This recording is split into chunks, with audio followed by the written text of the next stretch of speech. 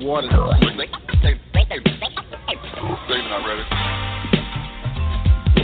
Welcome to Real Talk Radio, the show that says just because you do not attend with them doesn't mean that you're not in him. The him being Jesus, the show that plants seeds and water seeds, but God gives the increase. Let's talk about it on Real Talk Radio. This show is a continuation of the Church Folk Revolution. Enjoy the show.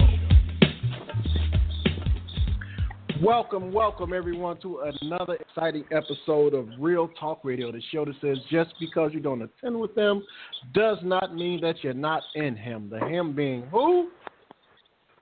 That's Jesus, man. Jesus. All right, guys, we got a special show for you today. We got a special treat.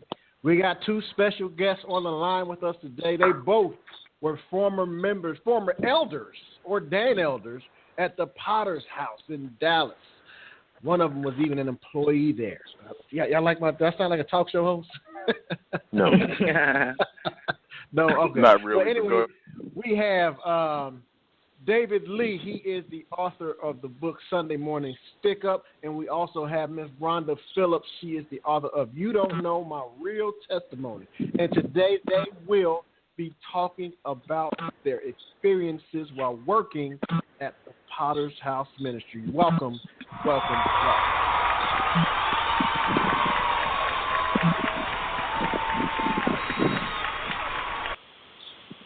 So we have on the line with us today. We got Rob, we got John, we got Lenore, and you have yours truly, Nathan, in the building. And basically, we're gonna let them say what they want to say. So, oh yeah, fellas, go ahead. Y'all got anything before we bring our guest on? Man, they don't want to hear us this morning. They want to hear David and Rhonda, because this is that show right here, man. You know what I'm saying? So let's get right on into it. I mean, y'all could do your little pre-show setup, but hey, man, I'm ready to get into this one, bro. So you just gonna dog me out like that? Just throw me under the bus? I feel you. No, sir. No, it ain't like that. So, well, why don't you go ahead and pray real quick before we get started? Go ahead, Noah. John, got it? Oh, Lord. These dudes is really passing the buck. Okay, I want a special offering for this. But, Father God, in the name of Jesus, we thank you for this show today. We thank you, God, for just waking up and being able to say, we love you. We ask, God, that this show be a blessing to someone in distress, someone that's looking for answers, someone that needs help. And we ask you to allow it to edify each other. In Jesus' name, amen. Amen. We thank you for that, Mr. Rob. And just in case you're listening, today is Easter or Resurrection Day, whatever you want to call it, and no, we are not talking about that. So if you want to know about that, just go to Facebook, okay? All right. Or Twitter. So with that being said, Rhonda, ladies first, You sent me a resume, and you have been a very busy young lady. Tell us a little bit about yourself. Oh my. Well, that's hard because the things that I did at the church were extensive. Actually, I am really just discovering who I am because I'm no longer a part of doing what I heard someone tell me that God wanted me to do. So I have a different outtake on who I was then and who I am now. And that may sound strange to some people, but it's the only way that I can describe it. When I was an employee at the Potter's House, well, actually, I started as a member in 1997. I started going to the church, attending Wednesday night services, because the year prior, I had just rededicated my life to the Lord after being what the church calls backslidden for about 15 years maybe. And so I was going to a little storefront church prior to that, and then I got a lot of people that just kept coming by and telling me I had to check out the Potter's House and all that. And so I gave it a try. I started Wednesday night, And then the pastor at the storefront got mad and told us to stop going over to the Potter's house for various reasons that I now understand. But, it was just interesting. And then I finally joined January 1998, and immediately I got to work because it was, often said that, across the pulpit that, there are a lot of people there and not a lot of people to work. So there are various ministries that you can become a part of while you're there getting the word. And so I jumped into what I thought was what God called me to, evangelism. And at the time we called it Evangelism 2000 because the goal was at the church to increase the membership, which was already huge. But we used to go to the projects two of the projects in South Dallas and do door knocking. We knocked on the doors and we took prayer requests and prayed with them while we were there. And we told them where the church was, and then we left. Unfortunately, we weren't able to leave them with help with their bills or groceries or help them get to the church because we didn't have church buses, and our church was about 10 miles away, and at that time there was no public transportation. So often, you'd go in there and you'd pray with the people, and you just feel empty, though, when you left because it's like, well, at least I prayed for them, but I couldn't help them. So, I did that for maybe a year, and then I started working conference and registration, particularly registration, for local events that the church held. And I stopped doing that because we had to pay to work the conferences, so to speak. And that sounds crazy, but What? if you wanted to volunteer, you had to still pay the fee that it cost to attend the conference. Wow. Now, again, I'm talking from my experience. So if there is someone listening that said, well, I didn't have to do that, that's your experience. But the majority of us, whether we worked the altar or whether we, did something like that or something in that capacity, because I did altar work too, we had to still pay the dues or the fees to go to the events. It was probably in about 2004 is when they stopped doing that, I believe. But in the beginning, we did have to pay. So from like maybe 2000 to 2003, I worked the conferences. And then I got smart and just said, I'm just going to work in conference and events, because that way I wouldn't have to pay anymore to, attend the event. And then I could get a free CD or a VHS of the service. Because, when we work the conferences, we're not watching the conference. We're actually working behind the scenes. And then I think from 2001 to 2006, I worked in the women's shelter, Raven's Refuge. I got a little bored with that because we didn't seem to be doing too much. So I just focused on conference. And I also was getting licensed and ordained through that process, through those years as well. And you have to, if you're an elder or a minister, you have to work in the capacity of one of the volunteer ministries. So because of that, I picked up bereavement, working the bereavement ministries, which means I went out to different churches when some of our members passed and would read the scripture, or at our church, if there was a funeral, I'd work in the so-called kitchen, which really wasn't a kitchen. We're still waiting on the kitchen. We raised funds for it, but it never materialized. So waiting for that kitchen to be built in the church. So it was a kind of bootleg kitchen. So we, serve food and all that. And I am not trying to sound raggedy or, whatever, but I'm just, again, this is my experience. So I'm just giving facts. Right. The one thing about the volunteers, though, is that you will work anywhere from 12 to 20 hours setting up the training and doing meetings and setting up, flyers, doing everything. And, you worked. So you really didn't have the opportunity to, as the people walked out, they were like, oh, girl, that was a blessing. Did you hear that?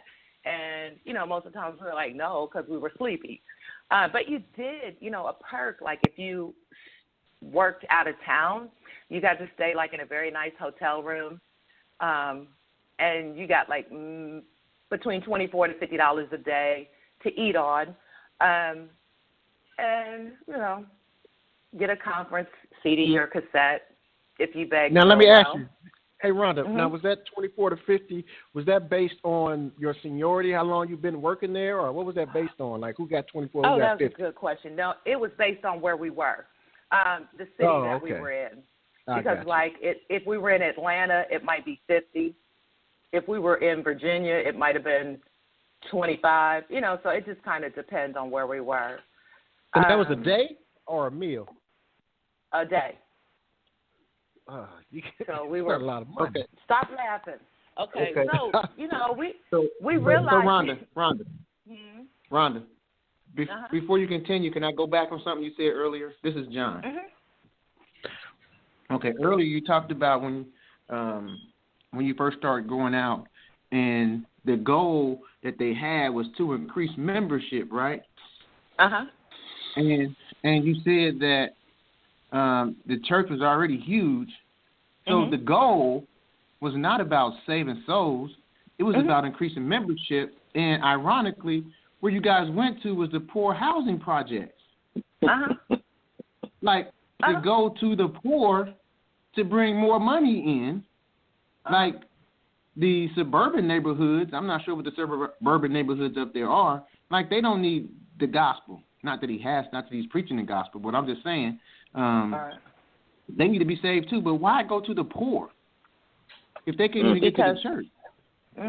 Well, the poor can be easily manipulated, that, and that's where we find Big Mama and everybody that's going to make a way to get to church. They're going to find a way to give to the ministry, and then we're still on TV. They have TVs, so they can watch on TV. But they still want to pay online and stuff.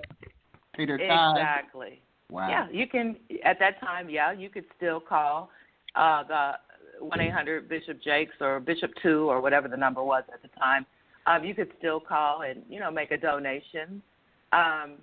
It was an interesting time because it was the poor neighborhood. We didn't go to we didn't go to your neighborhood or my neighborhood, or we always went to South Dallas. We went to the 2 projects over by the zoo. So it was interesting. Wow. Yeah, and but I will say this because it's still to us, to the ones that were doing it, it was a way for us to be able to say that we were doing something for God, because people do need prayer, and but like I said, sometimes we would leave empty, because I did visit, we knocked on the doors of houses where little girls were being prostituted. I do remember a girl I met there, and her mother used to bring men into the house and just sell her. And we went to houses where people didn't have food, but they let us pray, because that's what they grew up on. They grew up on church, and they saw us as a representative. I never walked in a house where I wasn't not wanted or where we couldn't pray.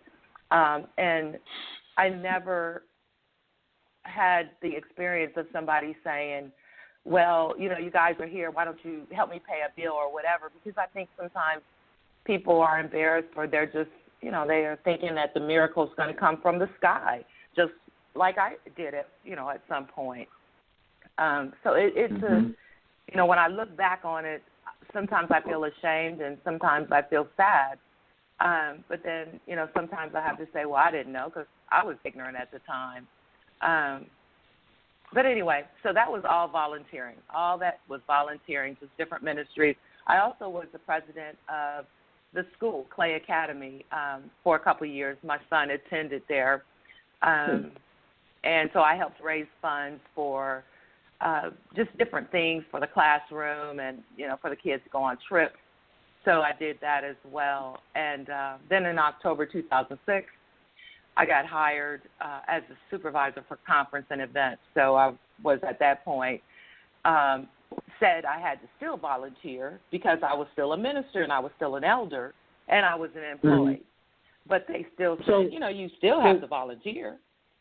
So even with that, even if they're making you volunteer, mm-hmm. you still had to pay the registration fees for the conferences? No, at that time in 2006, I think somewhere like around 2004 they stopped because they started paying for the volunteers to be able to go. So that was kind of my job, was to make sure that the volunteers were in hotel rooms, and get them, help get them. We had another person that did travel who made sure everybody's plane ticket was booked or however we were to get there.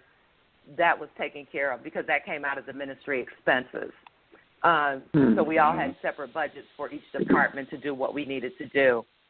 And I worked in conference and events, or I worked in the registration department, so my job primarily was on getting people attended or registered for the events via whether they were doing it online or in person, where you would walk up to the table at a church and see someone there and they would tell you to register, or at our own church in the lobby.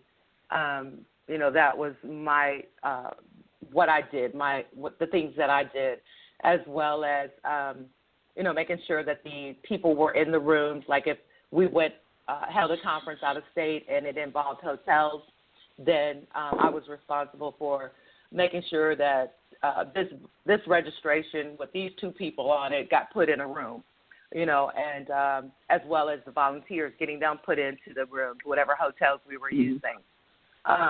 Okay. So I got a couple questions for you too. But one thing I will say is that as ministers and elders, like I said, we were supposed to still volunteer in some type of ministry.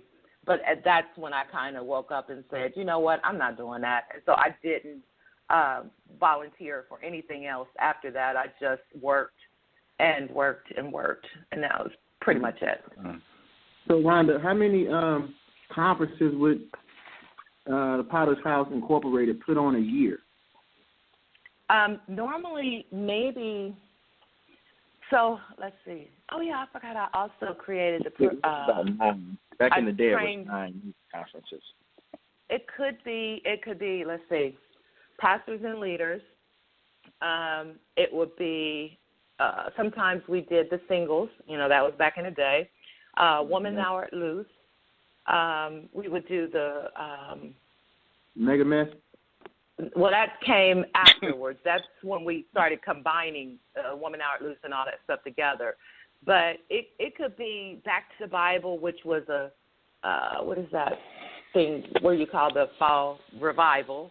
So it could be anywhere from 4 to 5 to 9, because it depends also, like if it was out of state, it would be called just something totally different. So yes, it could be just a phenomenal, overwhelming amount, but we stayed busy, and we actually were salaried employees in the conference department, which meant that we worked on Sundays, or we could work on Saturday, or we could work during service. There were a lot of times, that we worked. I also forgot to say that I did the prayer center too. We helped revamp the prayer center, so I created a manual for training, and then also the new computer system for reservations.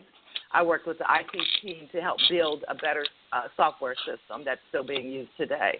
So that was it. Oh, wow. Okay. And I also, heavily by the involved way, held down a full-time job normally during the conference season. When I wasn't working for the church, I worked in a corporate setting, whether it was at Sprint or JCPenney, or Nissan. I also would take like my vacation time because I was really, really, really intent on doing whatever it was God told me to do. and I would take my vacation time and go work the conferences, which was not an odd thing for a lot of us to do. All right. So one last question, real quick. Okay. What are like the average prices of some of these conferences?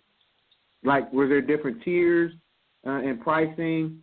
Like, or the people get comp their prices? So what was that like for the average person, like the average person in the pew? It was hard, really, I will say it was very stressful, my job was, because I was given, like, a budget or a projection. Here's what we want reservation to make. And then I would go into Excel, because I learned how to work Excel working at the Potter's House, and I would take that figure and I would divide it by the expected number of people that we needed to have there. And this was based on a previous conference. So, say, for instance, if it was we were planning for women's only, or which was a one-time thing, or we would base that on Woman Thou Art Loose from the prior year, and then try to scale it down just a tad bit because of where the venue is.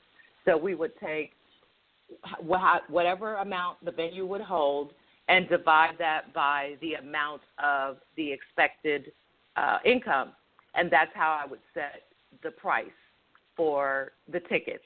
And sometimes I set them too low, and I got feedback for that. And, it was hard because it was like, well, why are you only going to do $25? I was like, well, because if you divide this by this, that's all you need. But I was thinking small because I didn't know to think you need extra. You do need to, not just make what it costs for them to come, but, we need to make profit from this.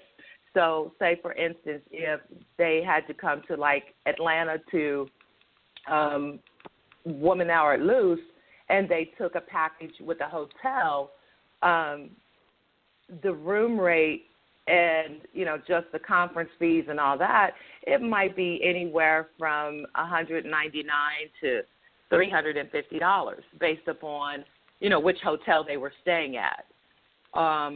Or if we were doing the Gaylord in Dallas, Texas, it could be $525. And mind you, of course, we didn't pay full rate for hotels because I work in the hotel industry now. But you do, when you book volumes of rooms, you get a discount on those rooms and you get free rooms.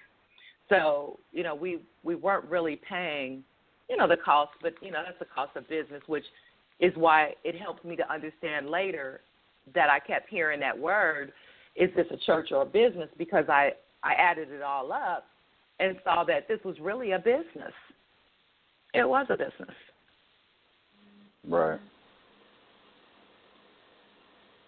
Wow. That's interesting. All right, so can you guys hear me? Mm-hmm. Can you guys hear me? Yeah, we can hear you. Yeah. Okay. So, Brother David, You what got a about question, you? Rob? Oh, no, I was just saying, thinking, back to those experiences, and, it was very, very hard to be, to be a member, to be a volunteer, to be a minister or elder is what I ultimately was titled at the end, and to be an employee and to keep balance, because the members of the church saw corporate, which would be the business part, as heathens, because we wanted to make everybody pay for an event that Bishop would say is half price, but he didn't tell us that. Or, just communication problems, or I paid for this event, but I can't go now because my house got foreclosed on, or I just got fired from work and I need my money back.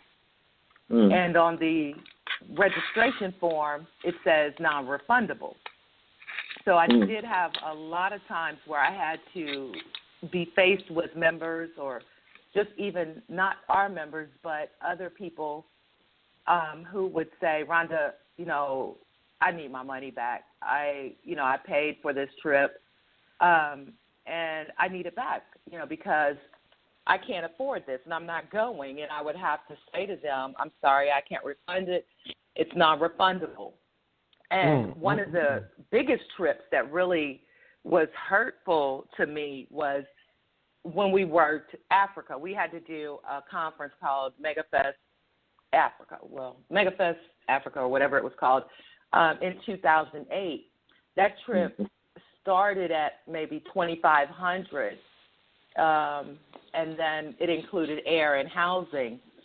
But it started at $25,000, and it could go anywhere from $5,000 and up to your fees. And we did have so what people. What they gonna do? Huh? I'm sorry, like people who going, like, what was their part? They to go to watch? Yeah, pretty much. Wow. Yeah, it's interesting. Wow. We have pastors from all over the country that, registered for that. We had attendees, just regular church folks go to that, and we had some people that thought they were going and they would pay a little bit and they wanted their money back. So we had altercations from that.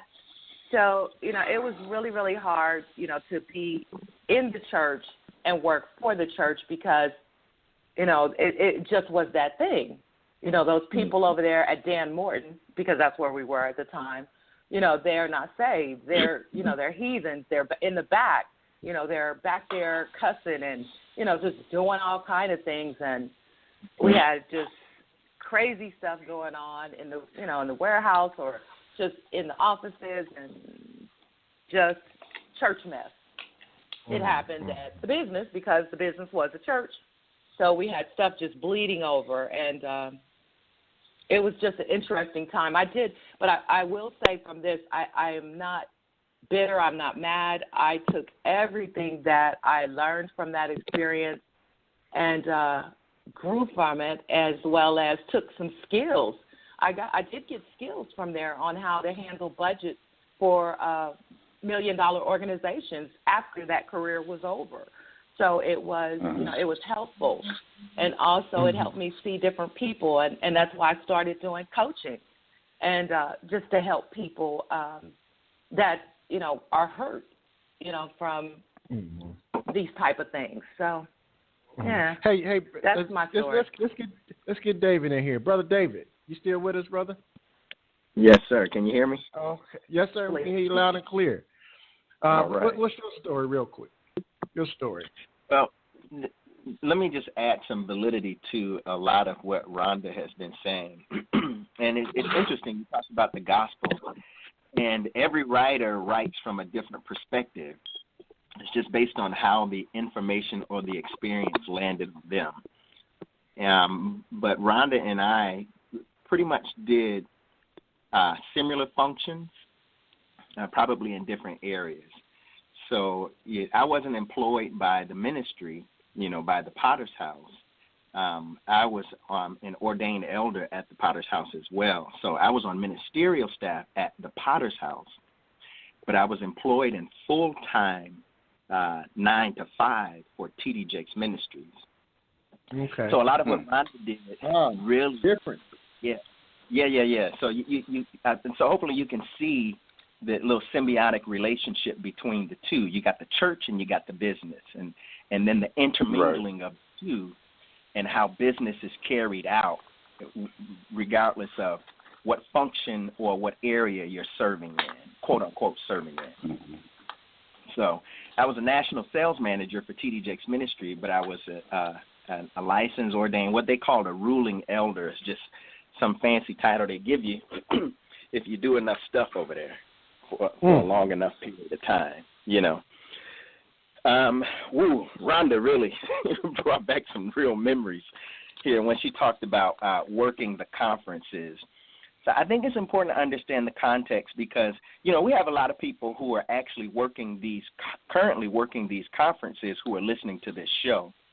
Mm-hmm. And they can validate a lot of what Rhonda has already said and about what we're talking about today, that you do work these conferences as volunteers, but there's little to no reward outside of a per diem which is required by law. So the little $30 to $50 per diem that the ministry is giving to those individuals for spending 12 to 18 hours a day working. And I mean working to the point that your feet feel like they're bleeding and your back feels like it's breaking. Working for Jesus. Yeah, this is something we making up. This is from experience. I mean, your feet hurt so bad, but the only real reward, if you can even call it that, is a $30 stipend or a $50 stipend, a $50 per diem. Now, you divide that $50 by 18 hours, and you tell me if that's not slave labor. I'm just going to tell the truth, brothers. Y'all know me. I'm just going to give some perspective on some things. So basically, he just used their love for Jesus as a as a incentive for them to work for him. Yeah. When you think about it, let's think about the full context. You're talking about a conference, right? Nobody's throwing a conference for free. And very few throw a conference nowadays just because they're interested in bringing more folk into the kingdom. Many of these conferences are simply about the bottom line.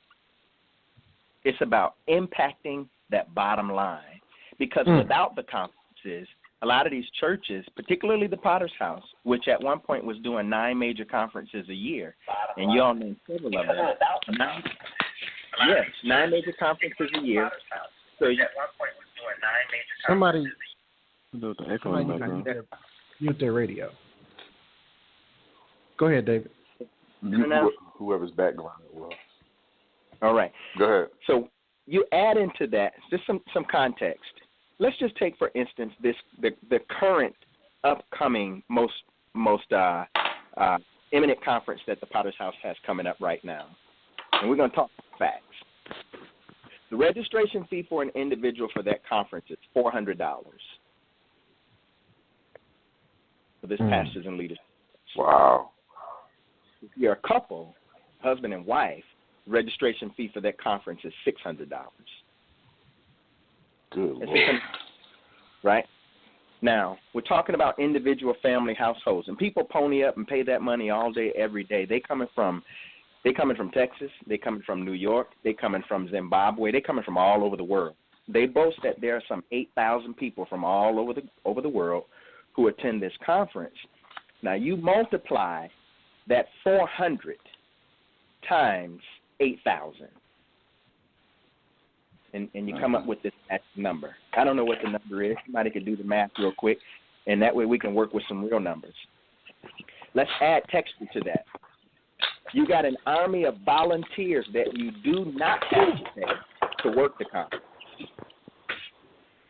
That's 3 million, 3.2 million. Yeah, there you go. Watch this. When I was working as the national sales manager, we would bring in no less than $1.5 million in product sales. It's from a 3-day event. Let's just add the numbers. $1.5 million on top of that $3 million, right? $100 for a meeting that's being run by an army of volunteers. Excuse me, David. Somebody's on the line. If you can, who is that in the background, man? Rob, calm down, bro. Yeah, somebody's background is extra loud. No, we go through this every week, man. Calm down, somebody bro. chill, man. Y'all know we on the radio, man. No, we go through this every week, man. Damn. Somebody's going dropping the lighter. I love it, man, because that's what makes this show real. It's for real talk radio. Right? All right, Rob. I love it, man. To come to your house, boy. Woo! All right, go ahead. I'm gonna have a heart attack. Calm down, man, bro. Hey, look. We're not those polished, highly produced, overly produced radio television shows like what we see taking place today, man. This is the real. Right. Exactly. This ain't Roland Martin. Huh? Yeah. No shade to my man Roland. You know, he's doing his thing. Right. All right, go ahead, David. Yeah, so all that money, right? Now here's another layer. Here's another layer. When those people, whether you're talking a pastors and leaders conference or a regular conference, when they get there, not only are they going to be marketed to by a ton of products, which is going to generate millions, trust me, but the money that they generate in products is nothing compared to the offerings they're going to get from all of those people who have already paid to register to get there.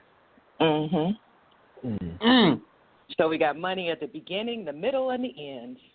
Come on. Wow. Wow. So when you talk about what's going on with these ministries and our experience,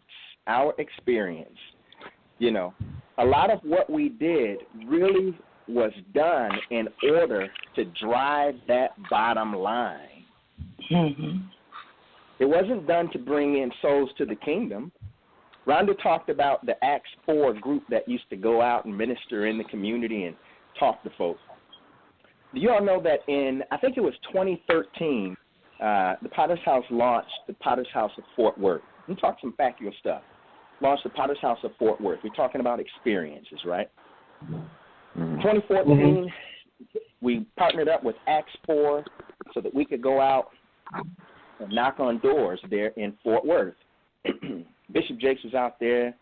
Sarita Jakes was out there. Whole bunch of folk from the church. We were out there in Fort Worth knocking on doors. You know what we were doing? What? We were drumming up membership for that local church. But ask me if the church, since that time, when it drummed up members to get to the church, just to fill the church up, if they've gone back on a regular basis to minister to those people in those communities since. Have they? No. And also, David, where is that church located? Isn't it in East Barrett, or is it in Stop 6? It's off the, I don't know the name of the highway. It's off the highway in Fort Worth. It's a little shopping center. And I was just trying to get the neighborhood because I think it's in the low income area of Fort Worth as well, over in Stop 6. Absolutely. So, and what most people don't know is that shopping center, the church bought the shopping center. Shopping center is not being financed. Right. The church purchased the shopping center. So when you bring in the full context of the sheer financial firepower that this ministry has, people who are in that ministry who are giving their last, not just monetarily, but who are giving their last, pouring themselves out to these ministries, and when they look in their own houses, they really don't have anything.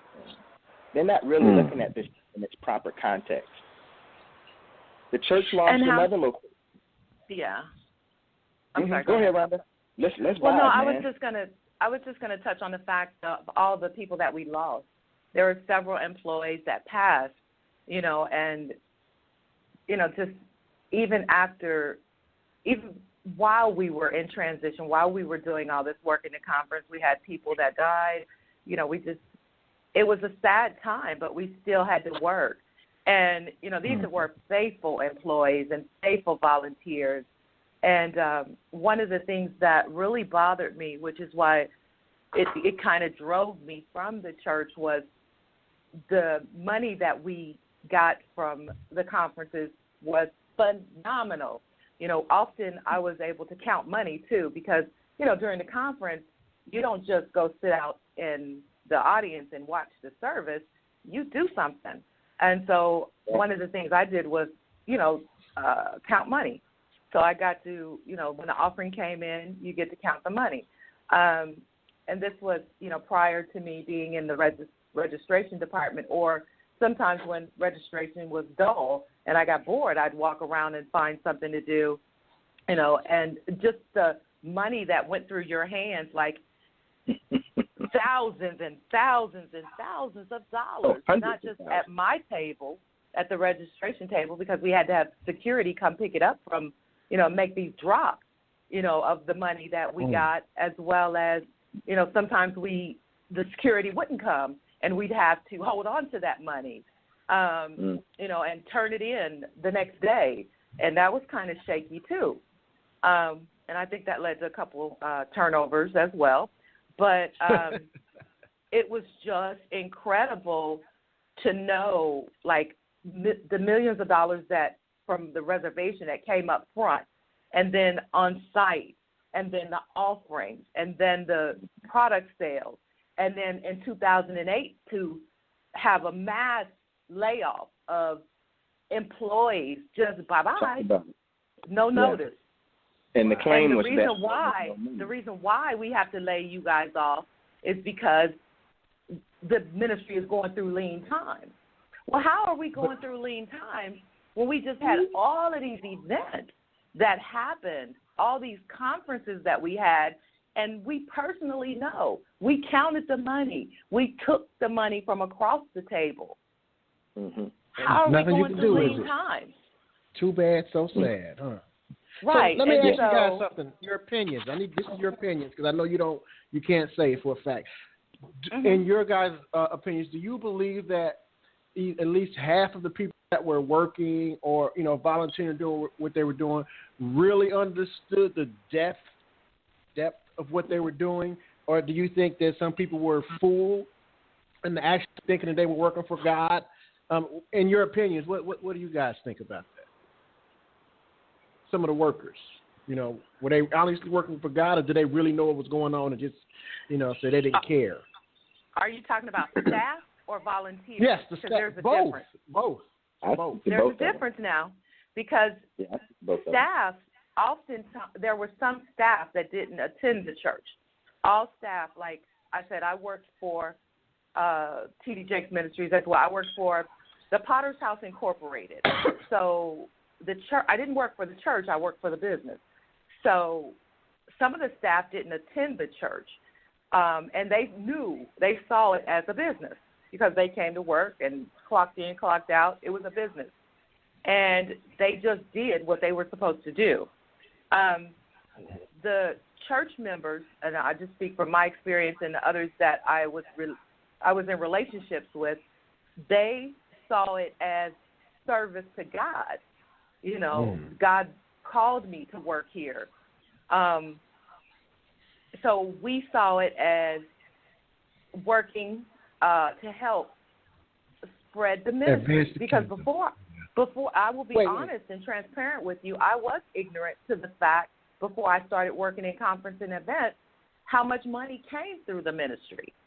So, you know, there was times when I was like, I'm not going to church because, you know, I work the church, you know. So, hey, Rhonda, was your motivation to advance the ministry or advance the kingdom, or were they both one and the same to you at that time? That's a good question. My thought was I was advancing the kingdom because I didn't think about the ministry.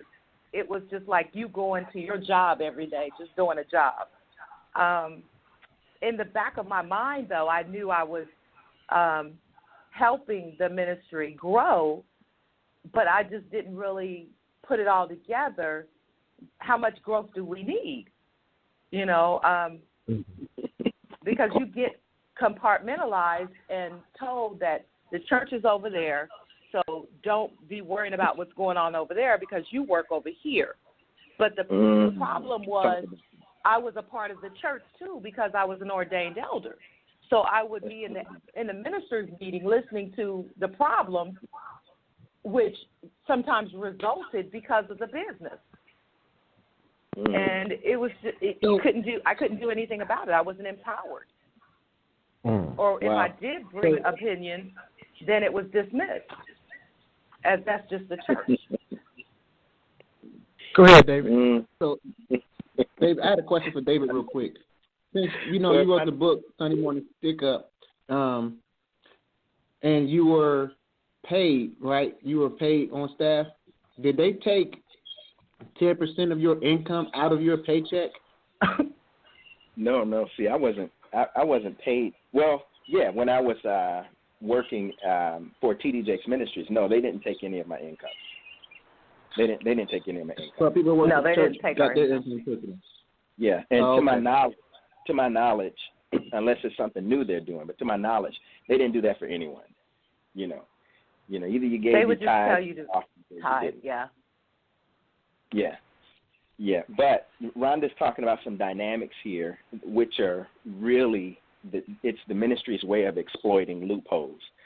Now, you got to understand about this ministry. You're talking about a major, not just mainstream ministry, but a major mainstream ministry that influences ministry across the world.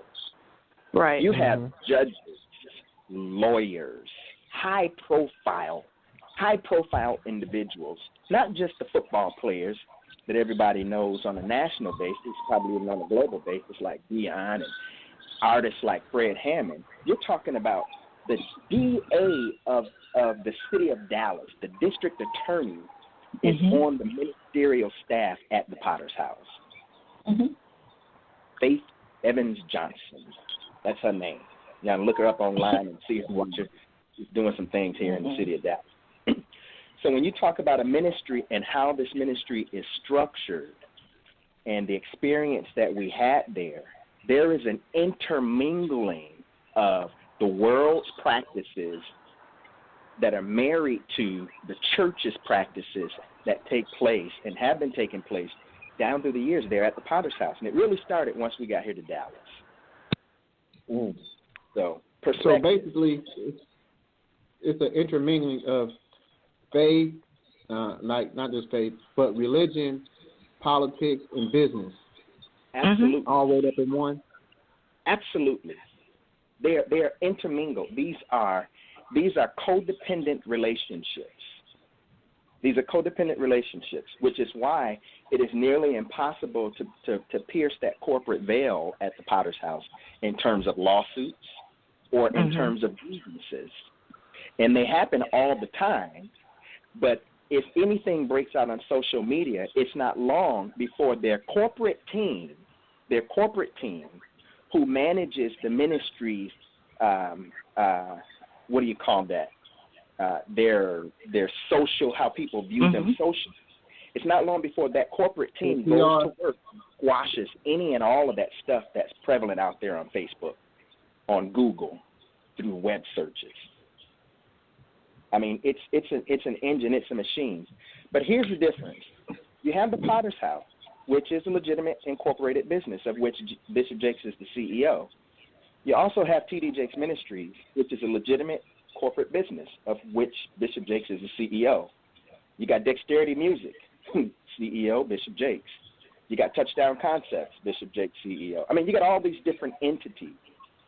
But the difference here is anytime those conferences are put on, even if they are held at the Potter's House is not the financial beneficiary of what takes place at these conferences.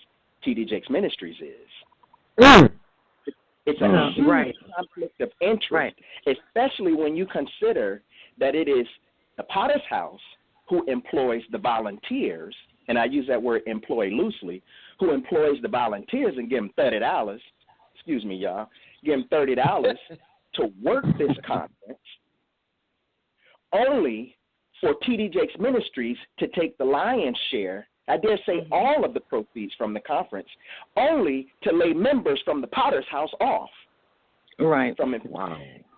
Right, because then the Potter's House has no income because it's not coming to the Potter's House. And one of the things, David, we have to also say is that that church isn't the only one that does it. Because that church is a, the role model or the model that people use to make all the other mega churches. The Potter's House is a standard, a brand. And that's why you have pastors and leadership conferences so that they can teach you how to run a ministry just like the Potter's House so that you can separate the entities and know how to hire security and what to do with them and, know how to treat your volunteers badly. And it's a wheel. It's already it's something people go to find out how to duplicate and replicate the success of T.D. Jakes Ministries under the guise of the Potter's House. Yep. And, you know, I've always stated that the church, when I say church, I'm talking about the physical church building, the institutional church as at large. That the church is a part of the world. It's it is the world. It's no different. But it masquerades as the body of Christ. And far too many believers cannot tell the difference. Right. And it's a shame that Satan is really deceiving lots of people and been doing it for a long time. And, you know, they talk about you getting victory over the devil, you stepping on the devil's neck. He's laughing at you. He's laughing. Yeah. There's freedom out here. Rhonda, yeah, it's funny that you said that, Rhonda, because, you know, I'm here in Durham, North Carolina, and I can even see that influence locally in a lot of these smaller, quote-unquote, mega churches. It's blatantly obvious that a lot of these guys are looking at the Potter's House as a big model for their churches, and they're running it exactly as you guys have been describing all morning long. That's exactly how they're running it. And one of the most prominent mega churches around here in Durham, World Overcomers Christian Church, pastored by Andy Thompson, he is a quote-unquote spiritual son of T.D. Jakes, and he's running his church in the exact same fashion. So, and then a lot of these local guys around here are patterning themselves after Andy, because he basically has the World Changers of Durham, North Carolina. I mean, it's the biggest mega church in Durham. So a lot of these local guys are looking to him for guidance on how to establish their ministries and establish their churches. It's a business model, and it's going on just like you guys have been describing all over the place. Well, yeah, and we also, or the church also, or Bishop Jakes also has an organization called the Pater Alliance. And what that is that all these sons and daughters of the gospel pay to become a member of this organization, where they have a special conference, and this is not pastors and leaders, this is the Pater Alliance, where they are connected to Bishop through one of the other pastors of the church. So they don't actually talk to Bishop Jakes, they talk to his representative, whoever that pastor is. And they pay tithes to the Pater Alliance. So they collect an offering or whatever it is, they get the money and they tithe it to the Pater Alliance, whether it's from their income, which they own a business, so they collect their income, and then they tithe it to the Pater Alliance. Or if the church is their business, which means the church pays them, then the tithes that you pay that Sunday and that pays the pastor's salary is then retithed to the Potter's House. So you kind of loosely have like a little money laundering thing going on, or lack of better word. I don't know if I'm explaining it correctly, but that's exactly, you know, what happens. And how do I know this? Because I was there. You know, you know, this is something that we all, you know that work at the Potter's House or that is a part of that organization. And, you know, they have set of rules up, you know, to tell you how to run your church. And, you know, Bishop will speak to them once a year, invite them maybe to a dinner. But if you have a problem with your church, you call the special number, and that special number will be a pastor on the other line or somebody that'll help guide you through whatever issue. So it's a little club for his sons and daughters. Rhonda, let me read the description to add some context to it, just so we can sink our teeth into something solid here. Because I know that you work that I know you work with that arm of the ministry. So listen to what FIFA. It's called FIFA. It says, and FIFA stands for Potter's House International Pastors Alliance. It's the Potter's House International Pastors Alliance is a multicultural fellowship of economically diverse Christian pastors who recognize the need for spiritual covering. To become a member of FIFA, you must be a senior pastor of a church that is recognized by your local municipality as a church. The church should have members that extend beyond the pastor's immediate family. The pastor must submit a completed ministerial profile by entering and attaching the information requested below, and they got a form you fill out. In addition, watch this now, please submit the tithe and offerings from the senior pastor's monthly income or completed ministerial profile, and first the tithes and offerings should be mailed to FIFA. And that's on the internet, by the way. You can find that on the internet. Yeah. And you know what's crazy though? I'm betting like the people like his sons, like Rob's former pastor, Andy, he's probably set up the same thing. He's probably got a World Changers Alliance, have all those benefits tied up to him, and you just see the business model in place. It's just like one of those pyramid schemes. Multi-level marketing. Mm-hmm. Well, yeah, that's the term I was looking for. Thank you. We really got to be careful. We really got to be careful with how we define this thing, because we want to be careful that we don't do what they are doing. They're adopting the practices and the beliefs of the world. The scripture is clear when it calls what Bishop Jakes has successfully done down through these years. And I'm going to be real specific about this. Now, I don't have a problem with Bishop Jakes' humanity, because everybody's human. Everybody's human. Mm-hmm. Right. I take issue with Bishop Jakes' methodology. The Bible clearly defines what Bishop Jakes is doing as heresy. Mm-hmm. It is heresy, and it is foreign to the overwhelming concept of what we believe as Christians. Mm-hmm. And Bishop Jakes is marrying the practices of the world to that of the body of Christ. He has joined the body of Christ to that of an harlot. Mm-hmm. So all of these things that we're seeing taking place, at the root cause of all of this is that dollar.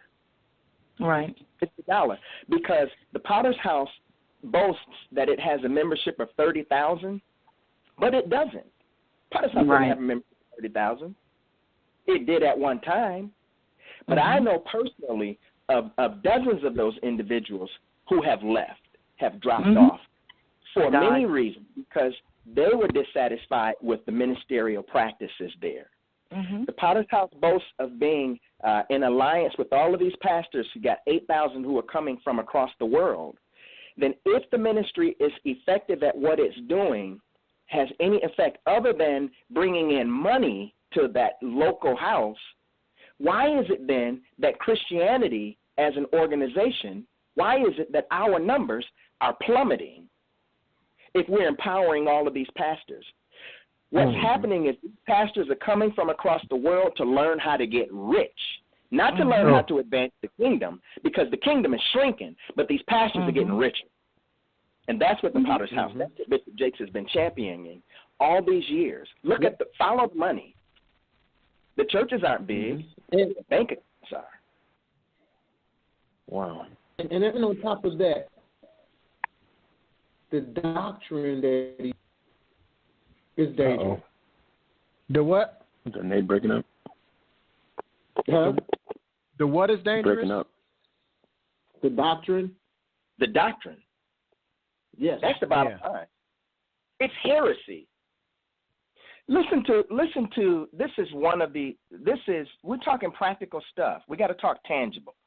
This is Pastor Cheryl Brady, and this is one of the sessions, and this is what she's going to be teaching these pastors and leaders who are coming from all over at this upcoming Pastors and Leaders Conference.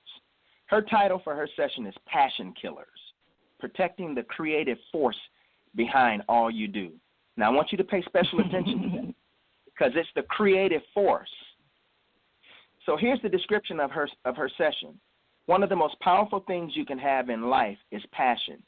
If you found yourself enduring what you should be enjoying, it might be an indicator that something is killing your passion. We don't define it. Now, she's a pastor. She calls it something is killing your passion. Join Pastor Brady as she shares keys to protecting the creative force inside you. So we no longer We no longer truly identify it from a biblical standpoint. I mean, y'all heard it. That's foolishness. And it's heresy at its best. This is what they're teaching our pastors across the world. And, David, one of the things that I did want to add is that a lot of times just regular people, as I call myself now, and just people that don't work in ministries, they don't realize all this. So they say, your church hurt. You left because your church hurt, or you did, you're just mad because you weren't getting money, or Bishop Jakes or somebody didn't recognize you. And the reality is the stress from having to work the ministry, to do what you feel God is calling you to do, at the same time to maintain your own home and your own life, is overwhelming. So it's not that, we're mad or we're hurt or we're anything. It's just we know the inner workings of the thing that you call God ordained. As a church member, you're shouting and you're happy. And yes, the word does help, and the word that goes across, whether, if it's repeated and repackaged and re-sermonized to, the masses, some people will catch it and say, oh, I heard that message before. Well, yeah, because it's a lot of people that haven't, and so it's bringing in new members. It's bringing in new people, and they don't know what we're talking about because they're not supposed to. One, because just like I don't know what happens at your business where you work. I just come to your McDonald's and get a hamburger, but I don't know what it takes to make a hamburger at McDonald's. Mm-hmm. I just go to the counter and buy it. Mm-hmm. It's you mentioned being church hurt, and we discussed that so many times, and all of us at some point in time have been called quote unquote church hurt, and all of us on this panel, I can go ahead and confidently say that none of us have been church hurt. It's just like you have described. We just got tired of seeing all of the foolishness, and we recognize it for what it was. And as far as that label of being church hurt, I'll never look down on somebody. And I think all the guys agree. We don't look down on people if they are church hurt, because you know what? Exactly. Sometimes being church hurt might be the best thing that happened to them, because it caused them discomfort, and it caused them to get out of a situation that could have killed them. You know what I mean? I mean, it could have killed them spiritually, emotionally, whatever. I mean, I know that's an extreme term, but I mean, it really could have killed them. So being church hurt could have been the best thing to happen to somebody. So we'll never look down on somebody for being quote unquote church hurt. You know what I mean? Yeah. Did I come across as coming down on people? No, you didn't. You didn't. Okay. I just want to make sure. No. No, not you. I'm just saying in general, because we've been in so many discussions dealing with that, and we just clarifying it. No, you didn't say that at all. You didn't say that at all.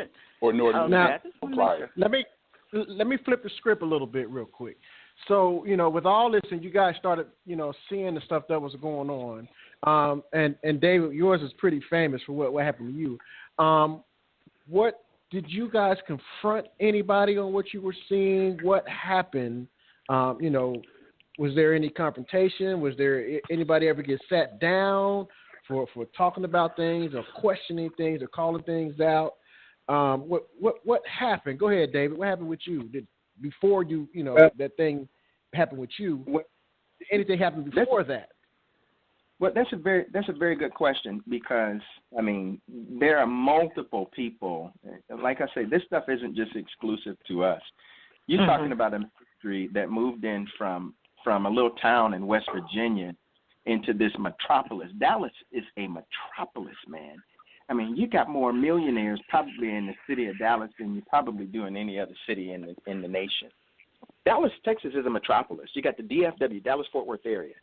So you bring 50 families from this little small podunk, and I'm not talking bad about West Virginia because I enjoyed living there somewhat. But you bring 50 families from that small experience to what would be the equivalent of New York. 8 million people in the Metroplex. And it was overwhelming. It was overwhelming. So down through the years, that ministry starts to grow and starts to acclimate to the climate in which it found itself. And, yeah, man, we weren't the only ones who were speaking out. Some people spoke out and were ostracized. It just never went public. Some people spoke out. They were put out. Pastor Robinson, Lawrence Robinson, who at one time was the senior executive pastor there under Bishop Jakes, right? He told me that, you know, sometimes if they saw a problem coming with a member, they just send them a letter and tell them don't come back. That's the church SOP, standard operating procedure. Just don't come back. So what happens to those people? Those people feel like they don't have a voice. They're up against this engine that they can't win against. So what do? They just give up and they go away. So we're not the only ones. Roland Sigler, who's, I don't know if he's still there. I'm going to give you some real names of some real people who are probably listening to this For Real Talk radio show. Roland Sigler. He brought it. He tried to bring it to Bishop Jakes' attention of what was going on in one of the satellite locations there, the Potter's House at North Dallas. And, man, they handed Roland Sigler his hat over the pulpit. Not only Roland Sigler, just like a raggedy message preached directly against him. But if you were a general member, you had no clue what was really going on. But if you were an elder or minister, you knew what this was about. Antoine Braggs. Let me give you some real names. Antoine Braggs. Man, when he tried to do some things there in ministry that the ministry thought that they didn't like it because he was trying to establish a ministry within a ministry, the sermon that was preached against him, I'm being real specific with this, because this stuff is on tape. The sermon that was preached against him from the pulpit, it sounded like a good sermon to your average everyday listener. To the members sitting there in the audience listening to the sermon, it sounded good. But that following week, that following Monday, Antoine Bragg turned in his resignation. He turned in his resignation. So, yes, these things, and so that's just the stuff that I know of. So these things are brought to the attention of the ministry, but the ministry has this thing that it calls going dark. It's called going dark. And it isn't that they instill fear in the members for talking, but it is that the ministry's unspoken agreement there is they don't talk about stuff. They don't bring up disagreements. They don't bring that stuff up. And if somebody gets the axe put to them, nobody talks about it. They go dark. Wow. Right. Wow. It's just ignored. It's like crazy? it didn't happen for real. It's almost like Scientology. Yeah, it's like you were dreaming. That didn't happen. And that's like when, the only thing I can go back to is when 33 of us were laid off in 2008. After coming back from Africa, my team was let go. But the thing was, 2 Sundays later, there was a sermon that was preached. And I remember Bishop saying, cast out the bondwoman and her child. And I was like, what? And then my girlfriend Lisa, was sitting next to me. She said, did you hear that? And I said, what? And she said, I'm out of here. She said, he just let you guys go, and now he's preaching a sermon telling you to get out. And why? And I said, Lisa, you tripping? She said, I'm gone. And she never came back. And she was an elder as well. Wow. And you know what's sad? Go ahead, what's sad, man? I was like, what's sad is we've been saying this stuff been going on for years in churches, and people get so mad and upset about the fact that we say this because they say, it's not my church, I don't see this in my church, but you probably don't see it. And I don't get mad at you because you don't see it, but don't say it's not happening because you don't see it. It is happening. And it's like Jonathan always says, I'm not talking about your church unless I'm talking about your church. I'm not talking about your pastor unless I'm talking about your pastor. And a lot of the people who sit in the pews, and we stay constantly engaged in discussions on Facebook about the church system and all that. And people always quick to defend the church when they really don't know what's going on behind the scenes. They really don't know because it's not happening to them. Man, there's another church here in North Dallas. It's called the One Community Church. Mm-hmm. I know some of y'all listening. Y'all listen up. I know you tuned into the show, and y'all love y'all's pastor over there. And I will tell you, I've visited that church a couple times. And because I moved from West Virginia with the Potter's House, and we started the Potter's House, I have a different perspective on ministry and how it's grown, and those little seedlings, and how they put those things into place to manipulate people. And I will tell you, the One Community Church is on that same trajectory that the Potter's House is on as well. And they have members, if they join as a member, they give them what they call a partner certificate. This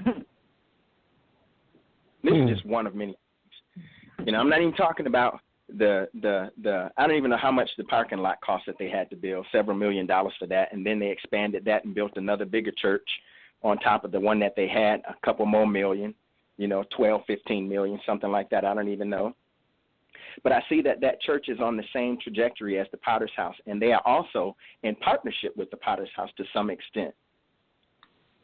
So people don't see, and the reason they don't see is exactly as you described, Jonathan. One is because the church doesn't really show them. Mm-hmm. That's one. And then two, they don't ask. Mm-hmm. They don't ask what's going on. Exactly. And now, part of it, I don't blame them, because that's what faith is. You want to believe that people are doing the right thing. Who wants to question their wife all the time, where you going and where you been and who you going with? Nobody likes that kind of relationship.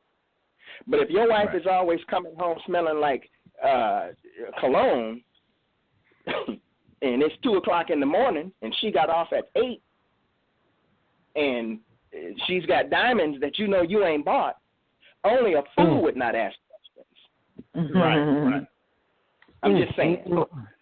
Or let me throw this out here too.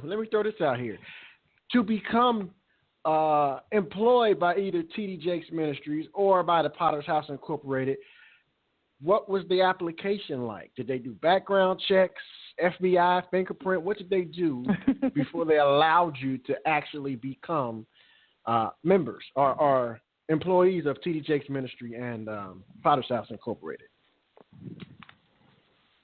Well, Rhonda, you want to take that? I could jump all over this, man. Jump on it. As a volunteer, there's a form that you have to fill out. It's called Save to Serve, and David and I have probably filled out about 100 each, because you have to fill out one every time. Save to Serve. Save to Serve. Yeah, you have to fill out one for every ministry organization that you become a part, that you want to affiliate with. And based upon which department it is, they may run a loose security background check on you. I do know at one time the ministry paid for the background checks. But then I remember at the end of my career, you had to pay for the background check, or it had to be a real good reason for the ministry to have to pay for it. You had to be going to a certain part. Now, as far as employment, you filled out a regular application. You interviewed with the department, and maybe a loose background check, because you can run a background check and not really do a thorough one.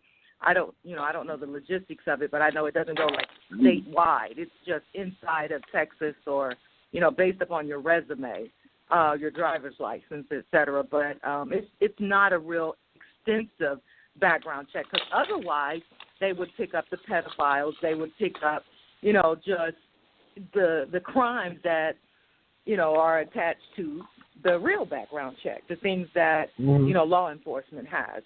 but we know because we've been on staff and we know that there are certain people that had, shady backgrounds that actually still work, or lack of education, non-education, that were still employed at the church. So, yeah, Rhonda's absolutely right. I remember when the ministry implemented the Save to Serve form. When we got to Dallas, it was unlike anything we'd ever been a part of before. You're talking about less than 1,000 members in West Virginia to, several thousand here in Dallas, Texas, in a matter of a month or two. So as time grew, you have people coming from all different walks of life. And now, to be fair, you got crazy folks who hide in ministry. God told me, yeah, I shall say unto thee. And there's just some bad pizza they had last night. It ain't got nothing to do with God. And they got a collar on, and they laying hands on people every Sunday. Yeah. The ministry, in an effort to protect itself from a ministerial standpoint, I think it almost had to do background checks because the ministry was getting sued. You got an elder who rapes a woman. This whole thing goes national. You got people on ministerial staff who are stealing the money, where you got to get the FBI involved. Well, you got to figure out who the heck are these people? Who are we? Who do we have that's serving with us, and who do we have that's employed with us? So Sarita Jakes, she was over the whole HR aspect of the Potter's House. And you, like Rhonda said, you had to put in an application in order to be employed, and they did their due diligence, I believe, just like any normal business would do. But I think what happened with the ministry is because they employed, quote unquote, an army of volunteers, there was no real application process, so they came up with the Save to Serve form, which there was, as Rhonda said, a loose background check that was done, which they were doing annually. Now, with that, you have people who are working in every point of the ministry, from children's ministry to ministerial staff, right? And they made a requirement where if you were an elder or a minister or a deacon, you had to serve in one of the auxiliaries there at the church. Well, you could have people serving that the police were looking for. I believe it. Yeah, it happened. So the ministry, in an effort to protect itself, put some policies and practices into place that were not good for ministry. They were good for business from a business standpoint, to protect itself from a business standpoint. But the long-term impact of that from a ministerial standpoint, it built walls. It caused issues. And it starts to establish a system of, of distrust with the ministerial staff, the volunteer staff, till they were churning. The ministry was churning. You're churning volunteers. People who say, you know what, I'm out. I'm done. I can't do this anymore. I don't did this. I don't did that. I'm finished. I'm gone. I'm moving on to something else. And many of them never left the church. They're still there to this day. But you know what they do? They're sitting. They're sitting doing absolutely nothing. They don't do anything. Because many times, if they read that book, they ain't paying no tithes.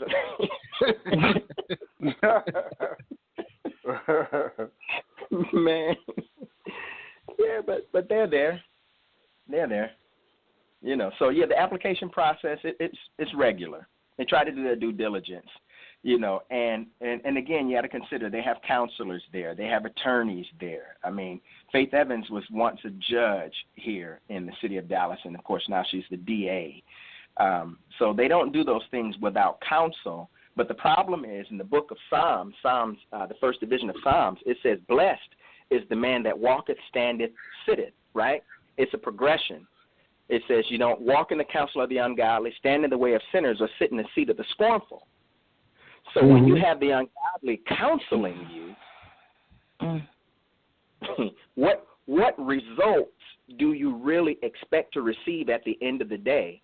You surely can't expect to receive a godly result if you are receiving ungodly counsel. And so that really is kind of the driving factor behind that whole, how the ministry is protecting itself through its employment practices over there. Right. And even in what you just said, David, people can't separate that, the difference between, ungodly counsel and godly counsel. Now, the godly counsel is, like you said, godly. It doesn't mean that the worldly counsel is bad. It's just not godly. And because it's going to work for the world. It's working for the world. It's not necessarily evil, but it's not godly. And he hasn't called us to be like the world. He called us to be separate from the world. Right. And that's how you have the intermingling and the problems and issues with the churches, because it will set up the line. So you have the business doing the worldly counsel and the church doing the godly alleged counsel. So, and then they meet up, and then there's chaos because of that. Because we're doing at the church what God said to do, or what Bishop preached to do at the same time. In the business part, that doesn't make sense. We're not doing that. We're not giving a refund. We're not discounting prices. We're not giving away product, because that doesn't make good business sense. Girl, you talking. Wow. Hey, you already know. I wrote a book about it. Want to hear it? Here you go. I know. Speaking of books. That book's phenomenal, man. Thank you. Yeah. It freed me. So give the name of your book, Rhonda. The name of my book is You Don't Know My Real Testimony, What's Right, Wrong, and Real About My Christian Experience.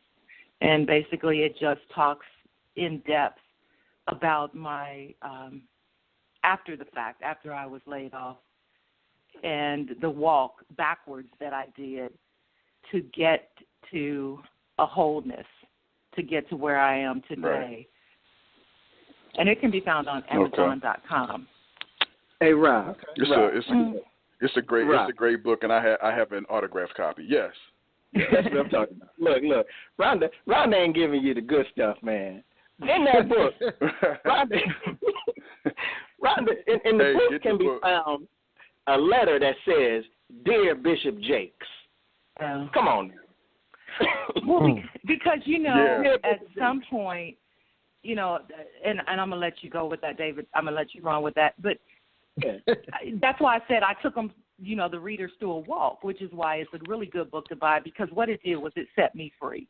It helped me to understand what people are going through in churches and are silent, why they stop working or volunteering but just sit, because I did that. So it freed me. But anyway, I did write a letter to Bishop Jakes. Yeah. So, still waiting on the reply. This is Rhonda. Oh, wow. One of your elders.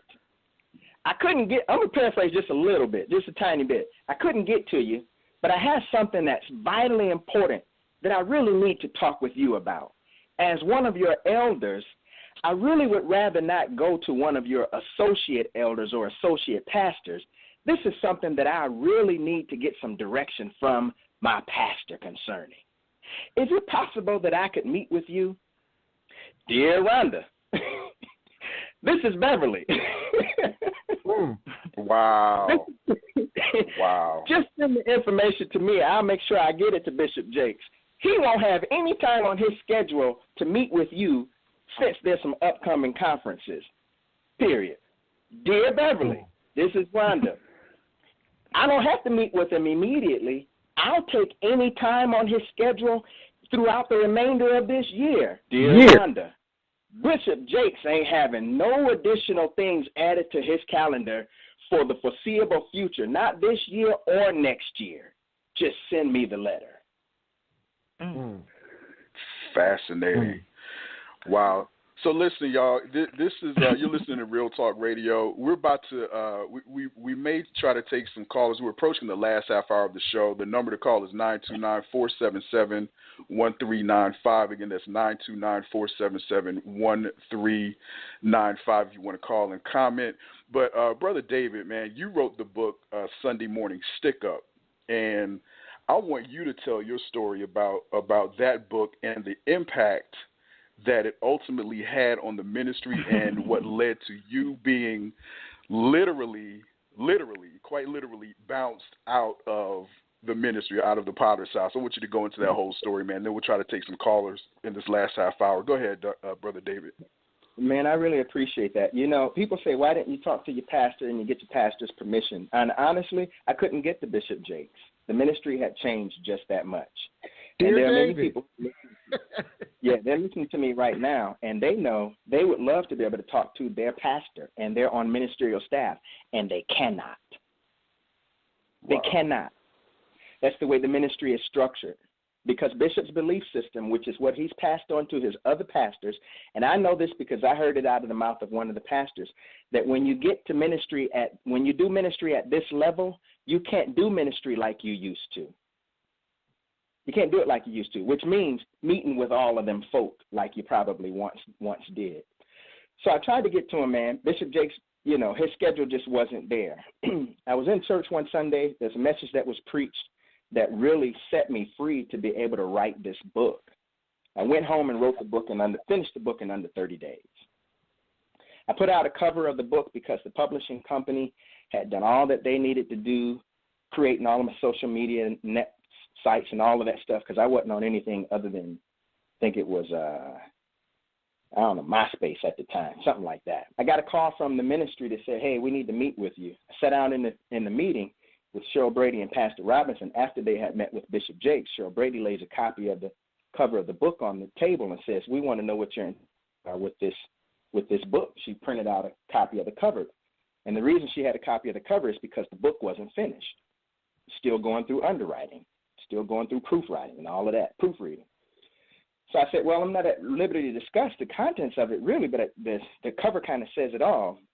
I said, because it's not finished, So she says, well, if you just let us judge based on this cover, we don't agree with this, And to make a long story short, they stripped me of my license, and through a chain of events, I do need to tell this part.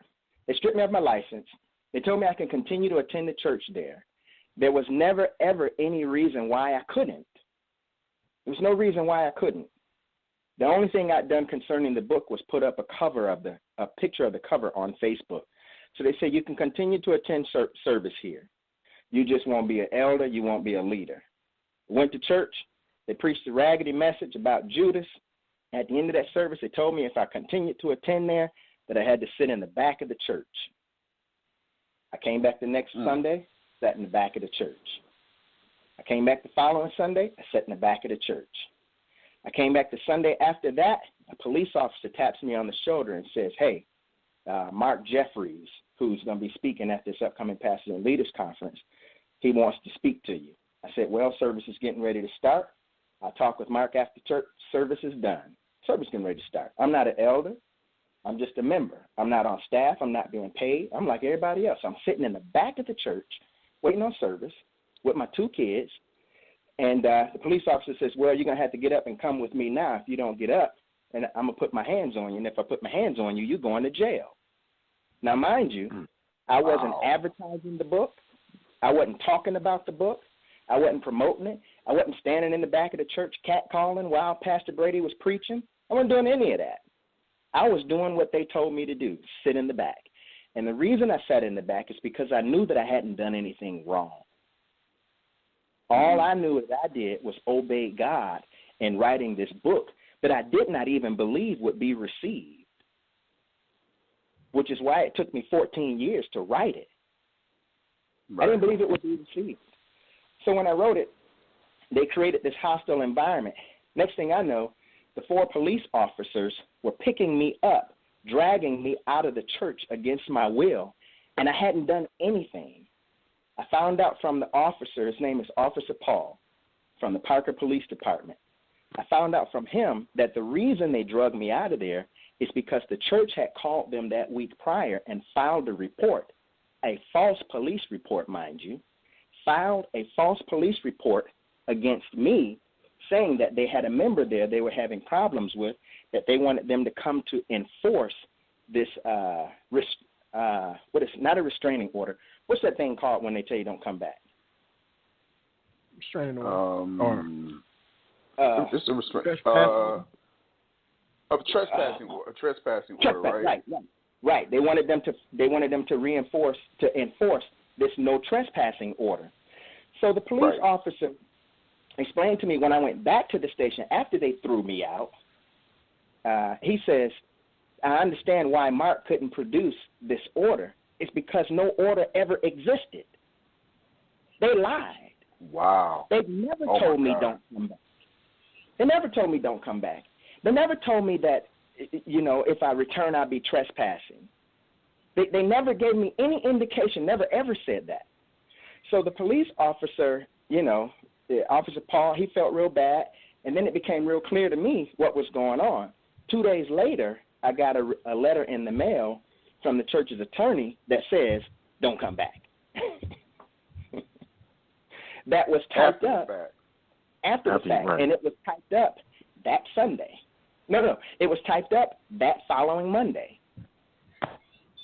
So, and somebody there at the church, I guess, I don't know who it was, somebody there at the church talked to a fellow by the name of Joshua something. I think it's Joshua Randolph or something like that. I could have the name wrong.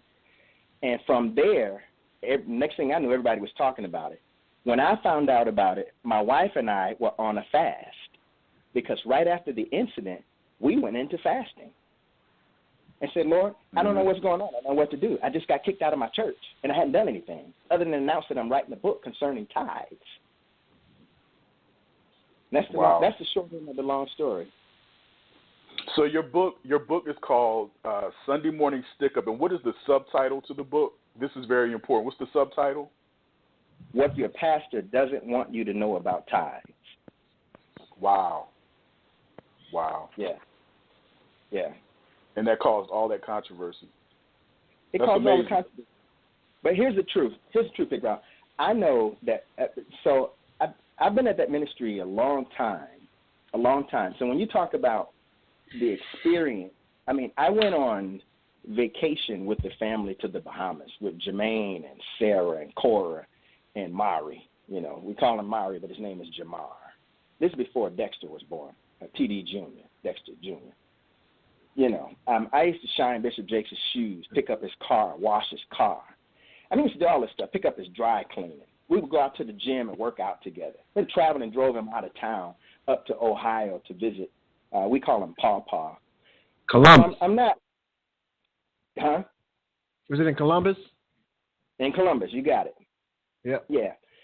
So this isn't some stuff I'm talking about and guessing. Rhonda and I, we were really intimately involved in the ministry there.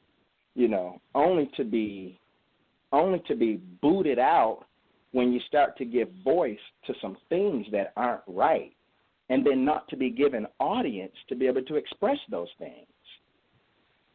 So something is wrong with that, and at some point they really need to address that because, anything that isn't healthy on the inside, it's just a matter of time before that thing implodes. But, we're really speaking from experience, and all of that did give rise to the book. I wasn't looking to sell no copies. I wasn't intending to publicize this thing the way it's been publicized. Yeah, but whatever happened, I just look at it and say it was God's will. He breathed on it. Man, that thing is sold in Africa, Bermuda, Trinidad, the Bahamas, all over the U.S., and Germany, and Canada. Yeah, #1 bestseller. Never expected that, never saw that coming. But the reason is because the book is filled with truth. Ronald Roby, no different. Brother wrote a book on tithing, phenomenal. Same with Frank Chase. And same with you brothers. I've listened to several shows you all have done on tithes, and the fact of what we're talking about cannot be disputed. But because people love systems that they're caught up in these religious institutions, man, they have an ear that their palate is more tuned to heresy than it is to truth. When you speak truth, it's foreign to them. Right. Exactly. That's what's sad about it, man. That's really what's sad about it. I mean, they're, like you said, they're conditioned to listen to false doctrine and heresy, and when you hear the truth, it's the truth that activates their cognitive dissonance, and that's what causes situations like what happened to you at the Potter's house, just sitting there minding your business, sitting there with your kids, and you got accosted by, you know, off-duty police officers that are running security there. I mean, it's amazing, man. It never ceases to amaze me. Yeah. I want to ask. These were police. These were police. This was the local police department called in. Right. Who showed up. They weren't off duty. Wow. They were in. They came with their trucks and their guns, and they were suited and booted. Oh my These God. people in the service, a live church service. Wow. I'm gonna ask Rhonda a question, and then we're gonna get this caller if you guys don't mind. Rhonda, real quick, were you kicked out or did you just decide to leave? Oh, I left. I just left. I was not kicked out. I left with a letter of recommendation from my employer, not Bishop Jakes, of course, but the Human Resource Department. They read a glowing recommendation letter because you don't get paid on, working at the Potter's house, so you just got to go. Wow. I got a glowing endorsement, and I just, one Sunday, as I wrote in my book, I just didn't go back. I just stopped. Okay. And it was So after, by the way, I wrote that letter, and that was January, I think 2013 maybe, when I wrote that letter. And I kept that same phone number that I listed in there for 13, 14, 15, for 2 years, just to see if I would get a phone call back. And, of course, never did. So his schedule is still full. His plate is still full. You're expendable. So let Yeah. that be a lesson. If you're out there and you're thinking that the ministry needs you, you are expendable. They can replace you just like that. What's the name of that old lady talking about the rapture gonna happen? She disappeared from her chair. Faster than that, you can be replaced. So don't think you can't be replaced. This ain't no Beyonce song. Call area code 312-788. We appreciate your patience. You are on the line, Real Talk Radio. We're talking to Rhonda and David. What is your name and your comment, please? My name is Eric, and quick little story and a kind of a question for you guys. Good morning to everyone, first of all. Good morning, Eric. I have a buddy, and we're still friends, and like 2 years ago, she had joined this church in New York, and the pastor wound up kicking this particular guy out because he was raising a ruckus or whatever, and the pastor wound up asking my friend to be the treasurer. So she said, okay, fine. But the pastor said, well, we need your Social Security number, and we need you to sign all the checks in your name. And he said, what? So she never went back to that church after that. And then that's when she found out why the pastor was calling this other guy rebellious, because the pastor would not say why he kicked the person out. He was just rebellious. And she found out because she wound up seeing him like outside somewhere, the store somewhere, I forget. I was like, wow. So she had to she didn't do it. She had to put her name on the checks, and he needed her Social Security number. So that was a quick story. I was just like, whoa, this is on the level of, kind of like on the level of Rhonda and David. I was like, this is some like crazy stuff. But my kind of a question is, my old pastor, to whom I still like and adore a little bit, but I still have some Christianity in me. He used to say all the time that church business is different from the world's business. And I never understood that. I was young. I was too scared to question him on that. But I always used to say, well, 2 + 2 = 4. The church didn't invent that. The world did. So y'all use this system, and when the IRS came up in this church and was going to shut us down, you didn't say that to the IRS. So what's so different? So if you guys can address that a little bit if you want to, what's the so-called difference between church? What is church business, I should say? And that's my question and comment. Thank you, guys. I'm going back on mute. I think we all can take that one. That's a great question. because it's something that we really haven't addressed. We're lifting and highlighting issues and problems, but we really haven't talked about, any real direction and solutions. So Right. I think that the church is trying to define or redefine what business means for the church, but they're doing it outside of the context of Scripture, because what Jesus established was it's an organism, not an organization. Mm-hmm. And so church business has to always have at its core values, a care for the people. Because everything that God has done, the entire plan of salvation, is about people. Yep. I mean, God sent his only begotten, not adopted son, not created son like Adam, not adopted son like us. He sent his only begotten son to die for people. So any ministry that has a business structure that excludes people and that instills buffers where you can't get to people is not the right model. And so Acts chapter 4 is just one of many scriptures that talks about the church business model. Because written in Acts chapter 4, y'all please forgive me. Go ahead. I'm going to try to make this short. Preach. In Acts chapter 4, he lays out the business model where money is involved. All of the other models, really, they downplay money. They simply talk about caring for one another, preferring one another over ourselves. But if money is involved, even the Apostle Paul in 1 Corinthians talks about, I don't mean that your giving should make life easier for others and put you in a strain. Sure do. So when money is involved, there has to be equity. There has to be equality. In 1 Corinthians chapter 8, when Paul talks about sending the brothers to collect the offering, he says, I'm sending one guy you know and another guy who has a real good reputation. The one guy you know is Timothy. The other fella has a real good reputation in the church. They coming to collect the money. He says the reason we're sending fellas you know and we're going to have transparency in what we're doing with your money is because we don't want y'all accusing us of misusing your funds. So the business model, there should be transparency on all levels of what's going on, especially if there's money involved. Why?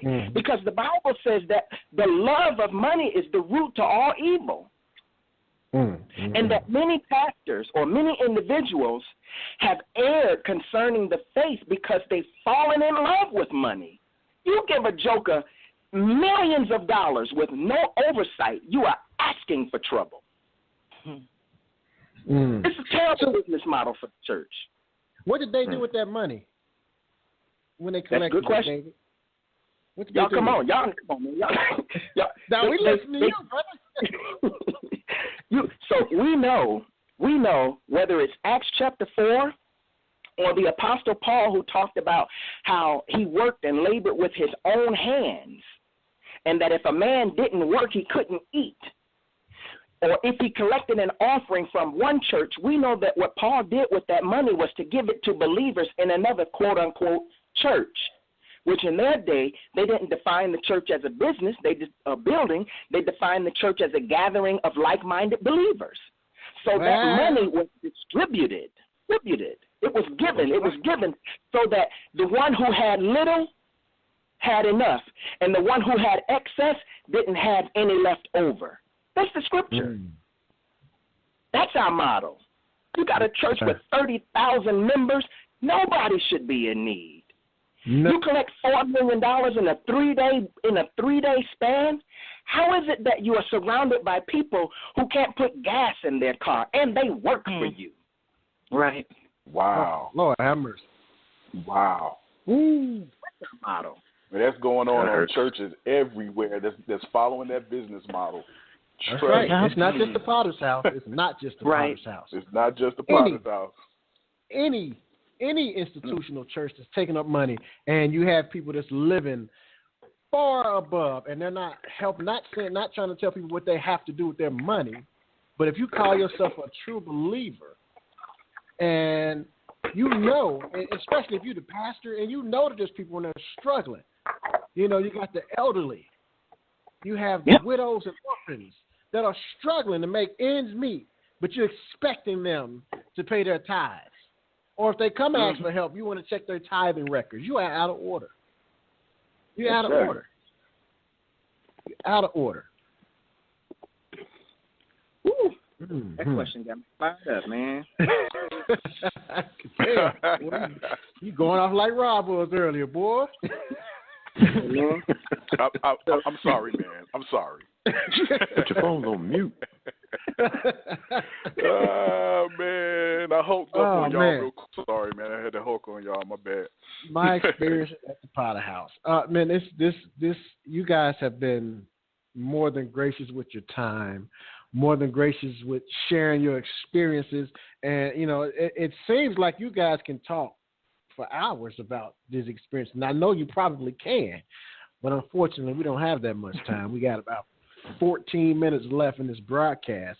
So anything that you guys, Rhonda and David, would like to share with people who may still be working there that may help them, or not just necessarily the Potter's House, but someone for people who may be listening who are caught up in other mega churches, quote unquote, or mega ministries that could help them maybe see some light, maybe think about some things that they never thought of. Anything you want to say to them? Absolutely. Well, yeah, I have friends all around the United States that may be listening as well as have similar experiences. So it is not just the Potter's House. I do have friends in Cincinnati, that lovely woman and her husband who had that same experience at their church, you know, went in under the thought that, I'm going to help bring the gospel to the community in Cincinnati, and ended up having to leave, you know. And so it's just not the Potter's House. But there are, I want to also say, and I wrote about it in my book, there are also some good churches out there. You know, there are churches here in Dallas that actually help members. There is a church I went to a couple weeks ago. The sisters died, and the mother was at the church, and the pastor took from the offering and paid for her flight, you know, to get to Florida. So there are good churches out there that do feed the homeless and feed the members of the church and pay the light bills all around the United States. At the same time, there are the wicked ones out there that hide their businesses, commingle the funds together so that the pastor can live in the mansion, like on the Greenleaf series, you know, on TV. It is what you see. You know, it is exactly what Oprah Winfrey is portraying in that series, by the way. That's another topic I know. But that's, you know, pretty much, I just want to say there are good churches out there, and there are other people like us who don't have the voice or the platform to express what goes on. Thank you, Rhonda. I think we have to add that balance. We do have to add that balance. So my charge to those good churches and those good pastors and their members who are listening, who are saying, that's not my pastor, and I know from experience, I don't have you all's experience. Y'all sound hurt. I can't relate to that. Then I would say to you that if you are in a church that's a good church, then that church's goodness has to exceed that church's walls.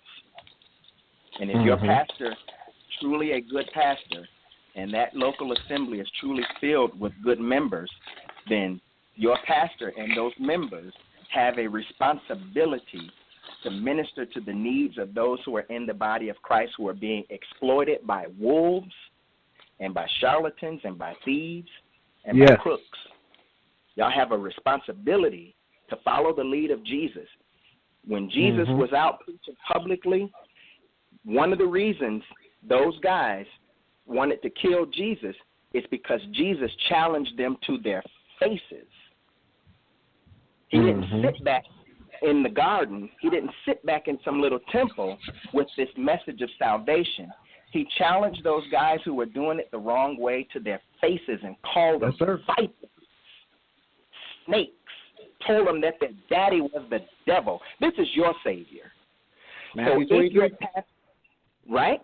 If your pastor wants to truly be identified as a good shepherd, he has to have balance. He cannot only preach the sermons that talk about the by and by and about the goodness of heaven without warning against the wolves in sheep's clothing that are not only to come but that are here right now. And let me speak to just two other things. Some of you listening, you're sitting in these churches and you are frustrated. You're frustrated. You're praying about where else you can go. Right now, you're waiting on the Spirit of the Lord to speak to you about where he would have you go. You're ready to leave your church. Big Jesus. Can we suggest to you that it ain't going to be no different where you going than where you currently are? Yep, you're right about it.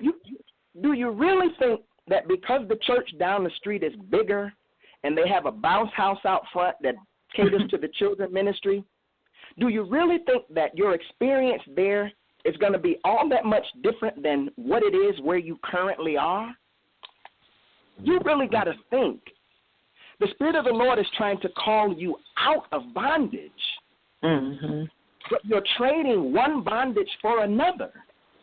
Yeah. And God is saying, walk away from all of it. Jonathan posted a graphic on this thing for our marketing piece from the movie Get Out. That's you, that movie was filled with people whose lives had been taken over. And they wanted to get out, but they just didn't know how. And for some of them, their only escape was death. I'm trying to tell you, you don't have to die in that ministry where you are. Well, Preaching. Come on. You can get out. And you have every right to get out. You have every right to get out. And we're going to put this out there. I know we've done a show on this. You do not have to go to church to have a healthy relationship with God. Amen. Speak on it. You are the church. Isn't it time that you stop going to church and you really focused your energies on being the church? Wow. And in order to do that, it doesn't require that you dress up one day out of every week to go and worship God in a box. And that's where we are. We are free. We are free to serve and to worship God every single day without limiting it to just one single day out of the week. So I would say to you, if you're looking for a word of release, here's your word. Leave. Go. Get out. Wow. Get out. Get out. Hey, you know, let me piggyback on that, David. For those of you who are really feeling what David is saying, realize that this thing is going to be a process. We want you to be aware, if you are willing to take that step, that there's going to be a process that you go through. And believe it or not, there are plenty of believers who have already been through that process, and we are out here waiting for you to make the decision to go ahead and follow the leading of the Holy Ghost. We right here, and we will walk with you every step of the way. That's right. There's a million of us. There's tons of us out here just waiting on you. Yes. And one more thing, too. You ain't got to write no letter either. Please don't write no letter. Please don't write a letter. Don't do it. Just on leave. Facebook. Leave. You ain't got to write to tell them why you leaving. Just leave. No. They say that the church sent them a letter. Tell them don't come back. If you feel like you got to write a letter, just say, I'm leaving. I ain't coming back. And let that be that. If you feel like you got it. But you ain't got to write no letter. Just leave. There you go. Just leave. Just be out. Rhonda, I got some bad news for you. I think you're going to have to split that offering with David today. Well, yeah. You know what? I digress. He deserves it because he preached up a good Easter message here of release and freedom and unbonding. Yeah, he did the same. All right, ladies and gentlemen, this has been Miss Rhonda Phillips and Brother David Lee, and we appreciate you guys joining us today. Thank you. It really has been a great show. Now, this show will be up on YouTube. If you don't follow us on YouTube, just follow. Go look for Real Talk Radio, or look for Joel Belton, JoelBailton, and it should be up sometime tomorrow. Subscribe to us, and you'll get every time we upload a video. So, because it's easier to find on YouTube than it is on Blog Talk Radio. You can also find us on TuneIn Radio as well. So we thank you. Now, if people want to get in touch with you, David, how can they reach you? Well, the easiest thing really is just they can look me up on Google. That's really, honest, truly the easiest thing to do. Just Google David Lee, and they can find a ton of different ways to get to me. I got a YouTube channel and all that, too. Can I ask just to make one appeal, if you guys don't mind? This will be really quick. Go ahead, brother. Go ahead. Yes, sir. In Africa, and I don't know why this isn't really publicized, but Africa, there are several different countries in Africa which are going through famine right now. And I have a really good friend over there. He's a pastor, and his church meets under a tree. They don't have a building. And he's a pastor. He pastors a church. You know, they get together on a regular basis. They meet under a tree. Pastor Damascus is his name.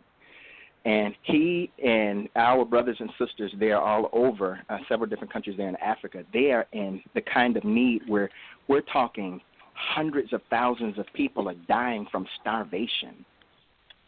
So for those individuals, if that pulls at your heartstring, I'm asking that you reach out to me.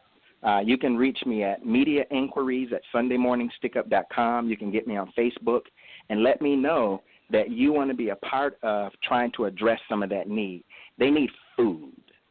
They need food, and that's what I want to try and help the pastors out there to accomplish over the next several weeks. So if you're able to, please reach out to me. We could use your help. All right. That's no problem. You heard that. Media inquiries at Sunday Morning Stick Up, right? Yes, sir. .com. All right. And Rhonda, what if people want to reach out to you? How can they reach you? The same way, pretty much. You can Google me and pull up information. I love to hear and discuss freedom and helping people get to the next level and to walk out that walk that you talked about, because leaving the church isn't easy.